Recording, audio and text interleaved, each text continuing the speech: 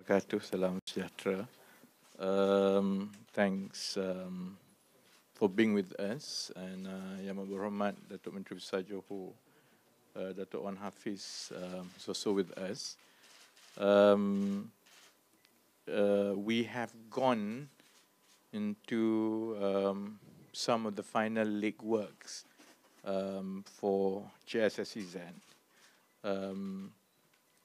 As you might have been aware, that the negotiation between the two countries are already in the final stage, with the deadline for submission in September. And at the same time, Johor State Government and the federal governments have been working in parallel to bring JS-SEZ to investors around the world. And today's engagement is part and parcel of that. MB has been in Singapore. My visit to China was predominantly to get the investors coming to JS-SEZ. As we have shared during the session just now, I think the value proposition for international investors are obvious. It's a common sense. JS-SEZ will be able to offer the best of both worlds, with investors having access to the sophistication of Singapore, but the cost and resource advantages of Johor.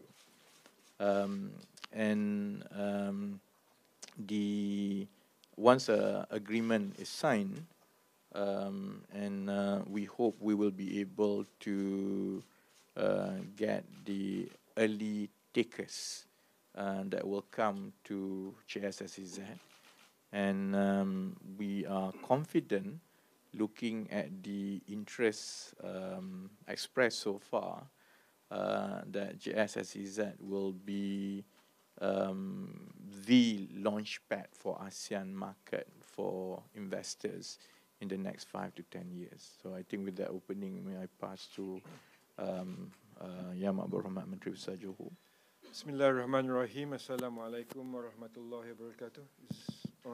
Is on ya.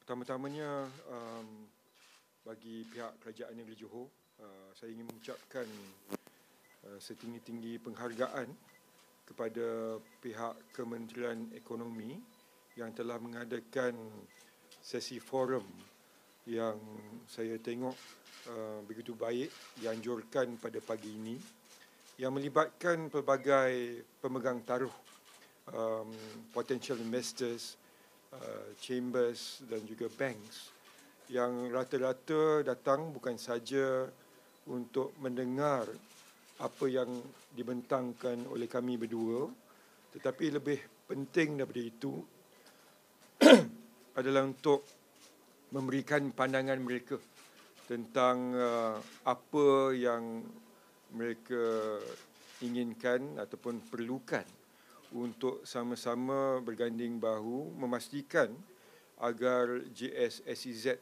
ini menjadi satu realiti dan satu kejayaan bukan saja untuk Johor, malah untuk Malaysia, Singapura dan serantau, insya-Allah.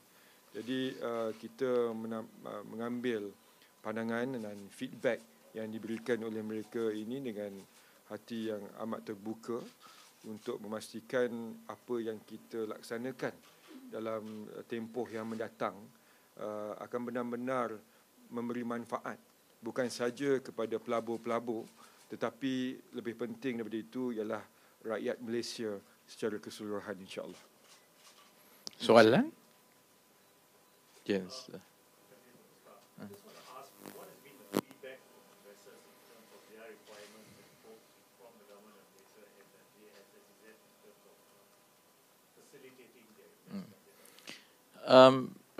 I was actually pleasantly surprised because it didn't require much efforts to convince them of the value proposition. So the biggest value proposition of JS-SEZ is it's a launch pad to ASEAN market, because the world understands that ASEAN is going to be a very influential market in the next 5 to 10 years. Most likely, it's poised to even overtakes Europe, for example, as a market. So I think that value proposition sells by itself. The ask, so to speak, from investors, it has to be very much private driven, because investment decisions are mostly done by VC and PE funds, which back all these companies. And the kind of companies that we want to encourage to come and build the ecosystem in JS-SEZ is precisely the high-tech driven, high-value content industries that we are lacking. And they are almost entirely interconnected with the PE and VC funds. And therefore, I think we need to be able to remap our whole processes to keep abreast with how such businesses operate and the ecosystem in which they thrive.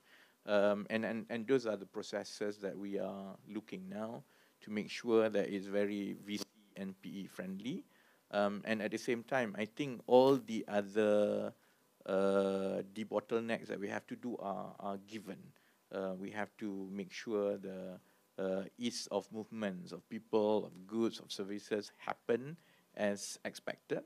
But in fact, I share with the forum today that the authorities here, the financial institutions, have to recalibrate our understanding of how investments are made in today's world.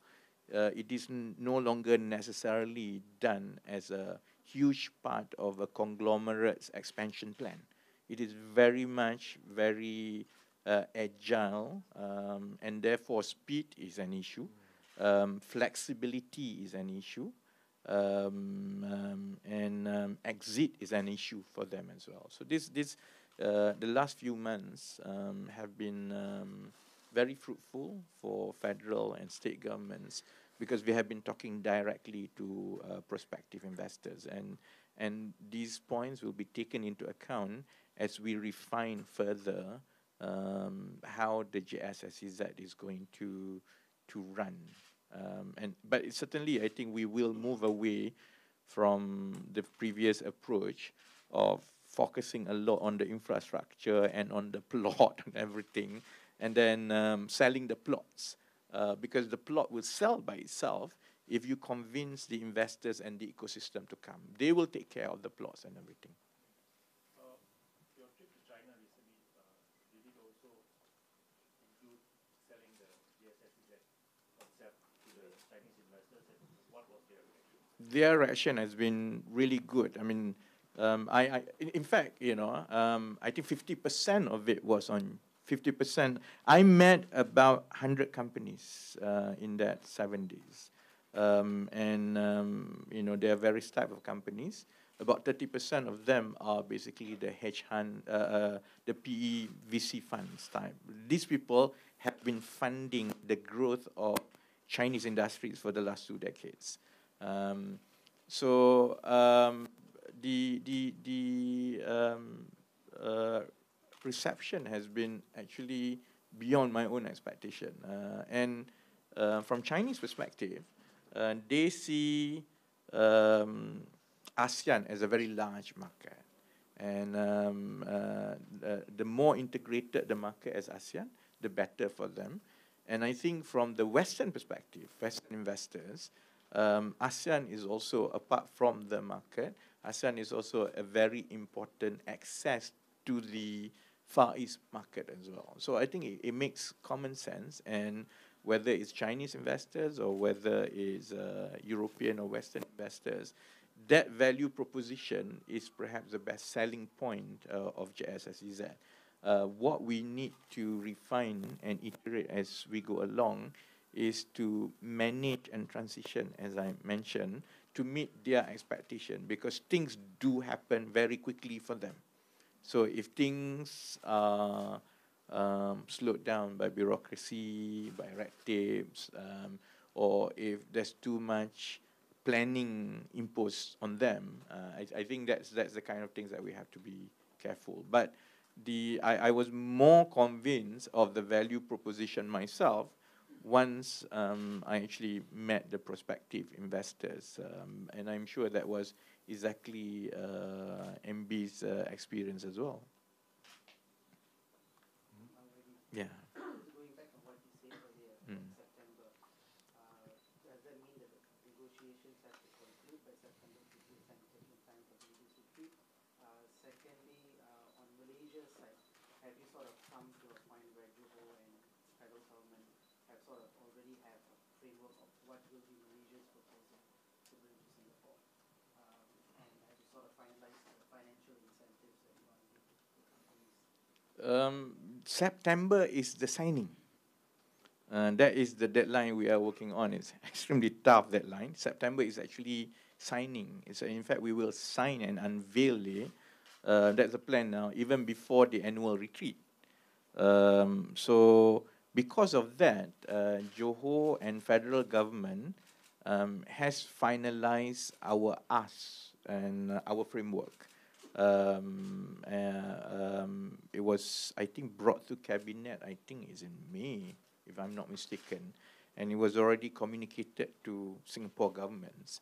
And as far as the nitty-gritty of the incentives, what is going to be offered in terms of fiscal, I think we are working in parallel. So what has been communicated to the Singapore government is the framework of the agreement and our ask from our side.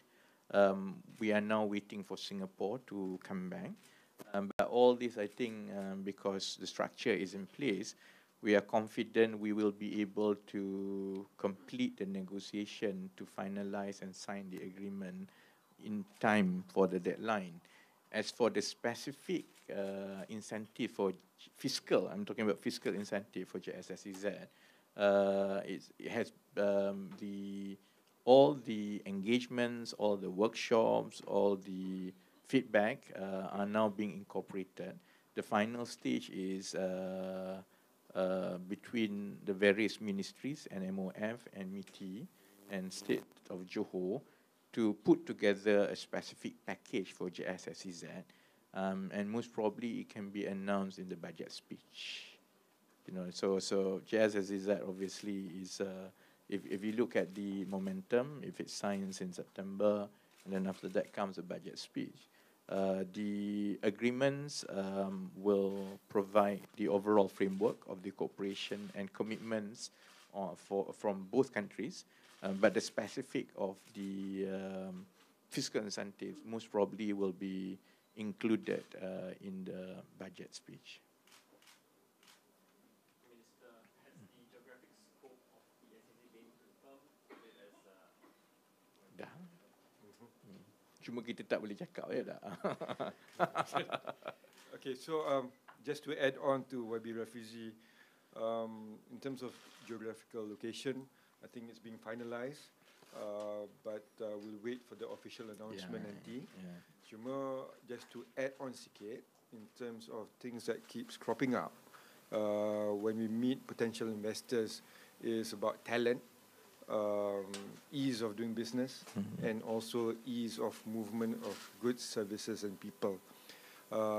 We want to give assurance that these issues are being addressed, being discussed in a very detailed manner, so that once the SEZ is launched, inshallah, things will be a lot smoother through the JS-SEZ initiative.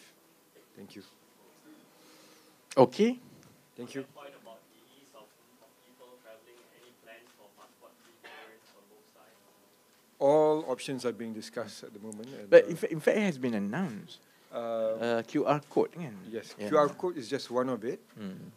but there are other things I think is Yeah. being discussed in the workshop. Yeah. Thank you. So I think once the agreements are signed in September, then I think you will see a more detailed plans for each of the specific area. You know, ease of people's movement. You know what exactly is going to be done and so on. But I think it's quite obvious. The whole idea is in phases. We would like to see a free flow of people, movement, and services between Singapore and Johor. What needs to be ironed out and planned is the sequencing and phasing, because it cannot be done immediately. But once the two countries have committed to debottleneck, and then the respective agencies for both governments will have to deliver those debottlenecks in phases. So the first phase, when do you expect can you see within, let's say, the first quarter of next year? I think let's wait for the because in you mean what is the Once you sign the agreement yeah in September, yeah for you to start, like you say, in phases, right? So the first Yeah. phase of, like, sort of say, Yeah. the economic zone is up and running. Mm. Would you say next year is possible? The first start of next year? I think let's wait for the agreement, because I have a very difficult job to juggle, because the delivery is actually by the respective ministries, kan? So kalau you're talking about immigration, it's basically by home. Kalau transport, by transport. So what we are doing now is we're getting the commitments at the highest level of both governments, and then respectively, the counterparts belong to a respective working group, and then they will negotiate. But I think some of that has already been ongoing, and we will be able to provide the timeline of what to expect, in phases once the agreement is signed. But I think we need to go through that signing, and then we have a full picture of the phases by then. What about the updates on the special financial zone policy? That one I think you have to ask MOF, because I think it was already been developed and discussed, I think, separately by MOF before the JS-SEZ was mooted lah. So I think that is pretty much not much. It's not my brief lah. I think you have to ask MOF. Yeah. What about in terms of currency exchange? Would there be any changes, or would there be some special kind of package for JS-SEZ? And in terms of profit repatriation for investors? No, I think currency is currency lah. I think that was not discussed at all lah. I don't think there'll be a Johor ringgit ke apa lah. Kan? So currency, I think each country would like to maintain our monetary policy lah. And the focus is very much about the free flow of people, goods, and services to be able to harness Singapore and Johor to integrate as one economic unit. And so I think in terms of repatriation of capital and so on, of course, we work within the existing framework that each country has. But as we were sharing during the session just now, we also understand that a lot of the international businesses that we are vying to come to JS-SEZ, they are PE and VC backed. So they are not your traditional MNC type, where an investment is done at the HQ, and then an investment made in Malaysia is just seen as an expansion of capacity. A lot of the companies that we would like to welcome, because they are the ones in high tech, in the cutting edge of the technology. A lot of them are PCs and PE and VCs back. And when it comes to PE and VCs, this issue about capital movement is an issue that we will have to recalibrate, and we will see how to remap to make sure that the ecosystem can keep abreast with how such businesses operate nowadays. So those discussions, I think, hence why engagement sessions like this are very important, because we also would like to know how the existing framework functions, and then if there are pain points, how the government can manage those pain points for them.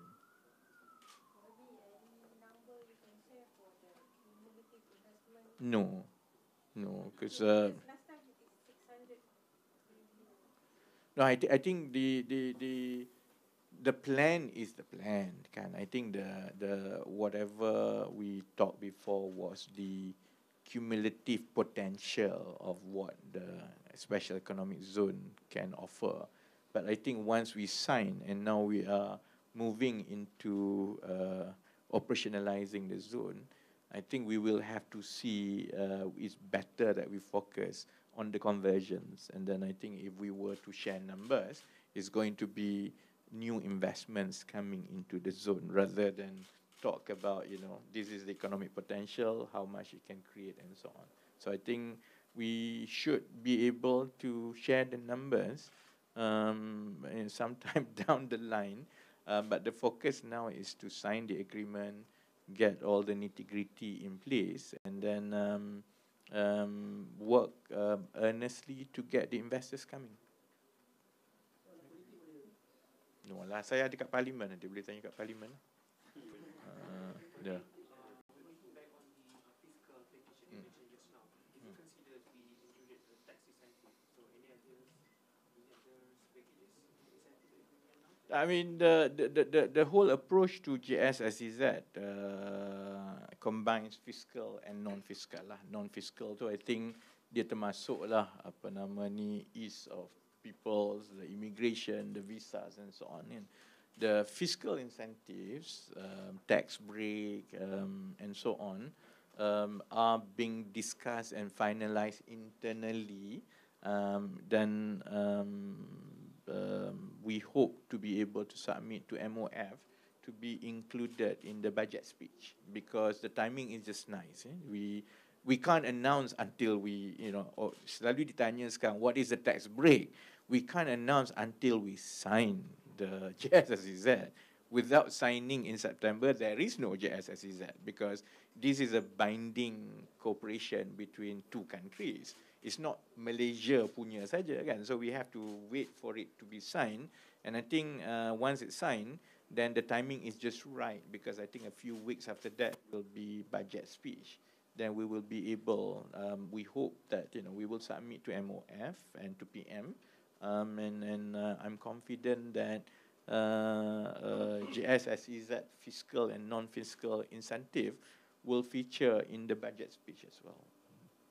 Just on that point about cooperation between two countries, you mentioned that Singapore is yet to respond. Has Singapore given its input or feedback on what? Yeah, they have. I mean, the negotiation is ongoing now. And I think the senior officials from both countries, we're all burning midnight oil, because the timeline is very, very challenging. We have 2 months, and the negotiation at the senior officials are ongoing for both countries. I think it's best to keep behind closed doors what are being negotiated. But the discussion is ongoing now, and so far I think we should be able to meet the timeline. Okay, soalan politik, very quickly, tanya dia. Some have blamed about the fuel subsidy. What do you think happened if the NDP in the majority? No, I think you have to drill down to the nitty-gritty of the result. Nitty-gritty of the result is that there is no obvious swing in Malay support. Dalam PRN yang lepas, Malay support for PH candidate was about 22-23%. Currently pun about 22-23% juga. So walaupun majority tu nampak tinggi, actually there was no swing of support for Malays. Likewise, there is no swing of support for non-Malays. Chinese pun lebih kurang sama, about 90% voted for PH. Indian pun sama. The main difference this time around is the turnout rate. And turnout rate itu beza dia tu besar lah. Maksudnya di daerah mengundi yang majoriti Melayu, it hit as high as 80%. Di saluran dan daerah mengundi yang majoriti Cina ada dua lah. Satu sekolah menengah kebangsaan Taman Bandar Mutiara, satu lagi ialah Sungai Bakap kan. The saluran mengundi itu is as low as 45%. Jadi you are looking at the turnout rate of especially Chinese and then to a certain extent Indians are half of the Malay voters. Dalam keadaan yang sokongan tu tidak beralih. It's actually we are still deadlocked exactly as 1 year ago in terms of support kan. So I think that has to be established first. Then I think you can go to the next question. The next question is sama ada apa adakah ini disebabkan diesel and so on. I think we have to engage more with focus group with the non-Malay voters there to understand their motivation of not coming out. Tapi kalau dilihat kepada tahap sokongan pengundi Melayu, kalau betul soal diesel semua ini ada kesan besar kepada undian, then you would have expected PN to actually increase their share of vote. But it didn't. It remains exactly the same. It's about 22.78. Last year sebelum ada diesel pun macam itu, sekarang selepas diesel pun begitu kan. So I think we have to look at everything in totality kan. So as it is now, if we were to conclude the motivation for the non-Malays not to turn up lah, lower turnout, is it diesel? Is it other issues? I think that's something that we have to get more data on lah. Although I also have to point out, actually, traditionally, memang dalam PRK dan pilihan raya negeri, turnout rate of non-Malays memang selalunya lebih rendah. Sebab itu, I think, dia menyentuh Johor sikit lah. Contoh kalau macam PRN Johor kan. PRN Johor contohnya, in 2022 kan, BN menang besar. Part of it is because sebenarnya pengundi bukan Melayu tu dia tak keluar. Tapi when it comes to PRU kemudian, about 7 months later, the turnout tu come back and dia rebalance the whole thing. So traditionally pun, memang pengundi bukan Melayu semasa PRK dan PRN memang historically have a lower turnout than Malay voters lah kan. Jadi I think is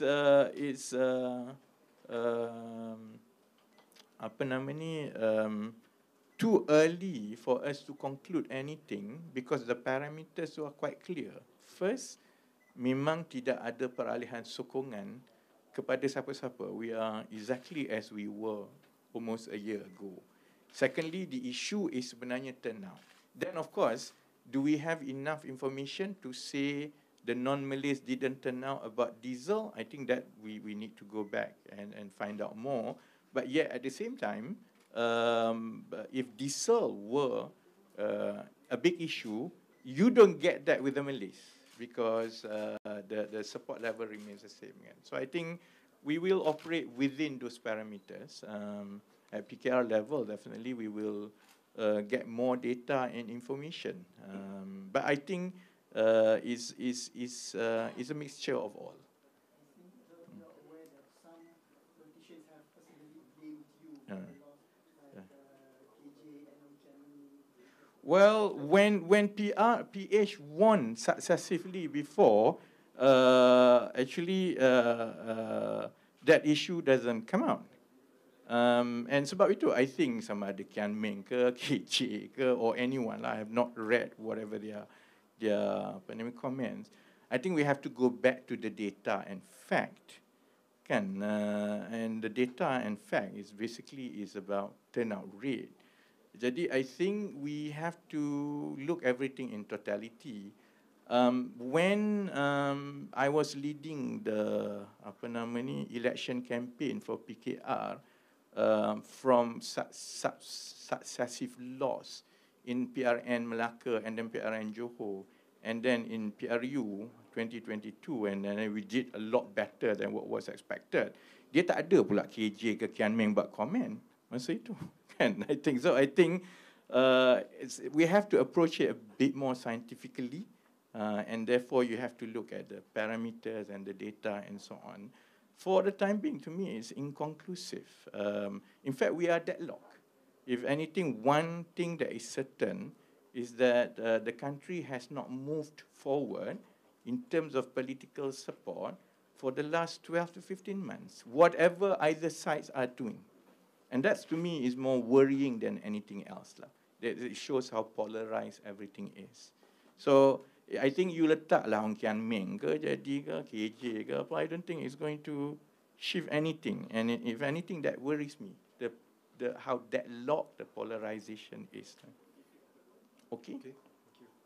Any updates on the plan in reviving HSR? No. No update. Thank you. All right. No, tak ada dah. I dah lambat. I sebenarnya dia orang tengah tunggu untuk gulung di parlimen. Okay. All right.